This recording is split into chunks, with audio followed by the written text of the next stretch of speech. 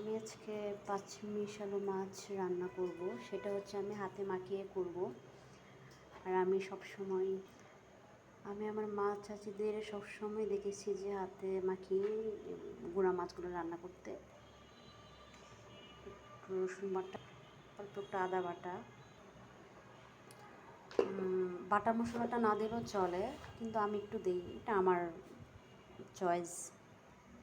পেঁয়াজ, কাঁচামরিচ ফালি 10-12টি।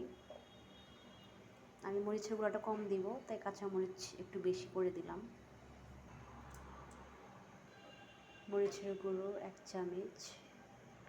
মরিচের গুঁড়োটা একটু কম দিলাম কারণ আমি কাঁচামরিচ দিয়েছি। দিয়ে দিলাম হলুদের গুঁড়ো, লবণ। হাতে মাখিয়ে রান্না করলে হয় কি, তেলটাও কম লাগে আর তাড়াতাড়ি হয়ে যায়।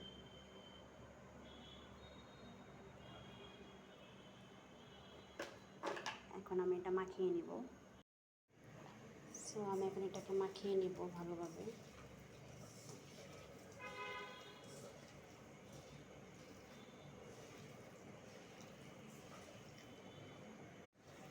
আমি এটাকে ভালোভাবে মাখিয়ে নিয়েছি।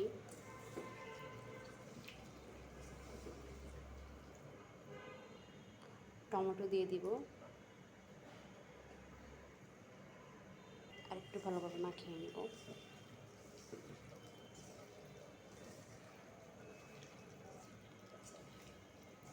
আমি মনে করি মাখানোর মধ্যেই হচ্ছে মজা। আমি আমার মাখিয়ে দেখতাম গুঁড়া মাছগুলো এরকম সুন্দর করে মাখিয়ে যে কেউ রান্না করত।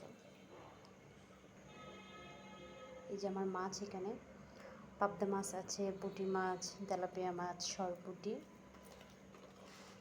পাঁচমিশালি মাছ কিনলে এই একটা সুবিধা, সব রকমের মাছ। আমার মাখানো শেষ, পানি দিয়ে দিব।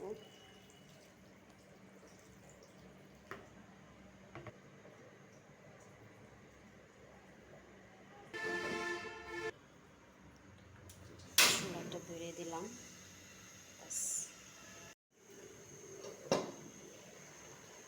এই তো আমার তরকারি হয়ে গেছে।